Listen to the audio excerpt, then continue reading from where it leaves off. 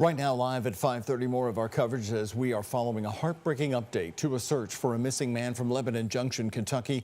We told you about it as a developing story right here last night. His truck was seen floating right here in the rising water. This was yesterday on Lee Booth Road. Authorities were searching for that man for the past 2 days. Their search coming to an end just a few hours ago. It's our top story tonight. Hello, everyone. I'm Doug Proffitt. And I'm Connie Leonard. The small community is devastated, as you can imagine, over this loss. Alexandra Goldberg and photojournalist Jessica Farley are live on the scene now. And Alexandra, you told us earlier you were there as he was found.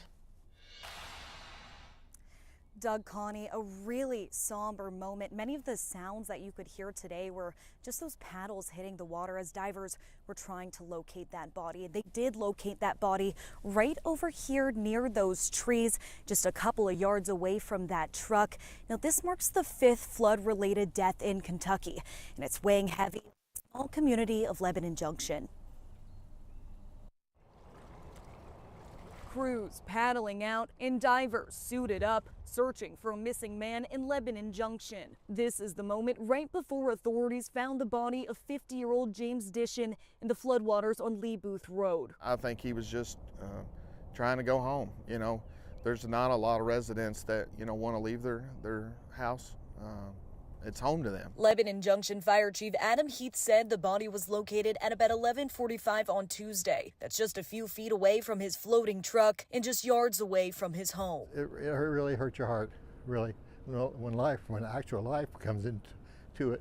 Jim Stark is Dishin's neighbor, but says it's much deeper than that. It's just a small community, and it really hurts. And when you hear it, it still bothers me a lot. Because it's like family. On Monday, a WHA's 11 crew on the scene spoke with the victim's father, James Dishin Sr., and the victim's son, Dakota James, both praying James would be found safe. Come out this morning and find his truck over here in the water, so we don't know where he's at.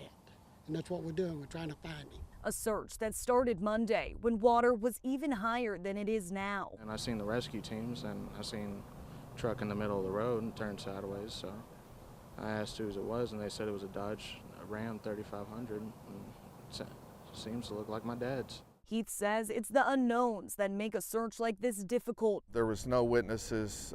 There was just a vehicle in the water. But he reminds everyone, turn around and don't drown. Mother Nature is going to do what it wants to do, and you can't predict it. A message echoed in every flood, but this time it took on a new meaning for Stark and his neighbors.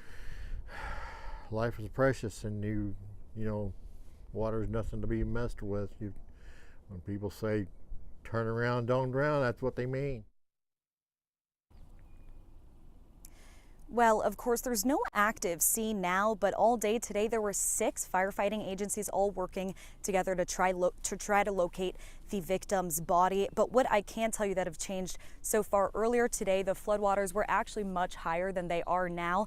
Sort of like my knees and below would have been covered, but you could see the floodwaters are significantly further back to where I'm standing. Live at Lebanon Junction, Alexandra Goldberg, WHA's 11 on your side. Connie, Doug.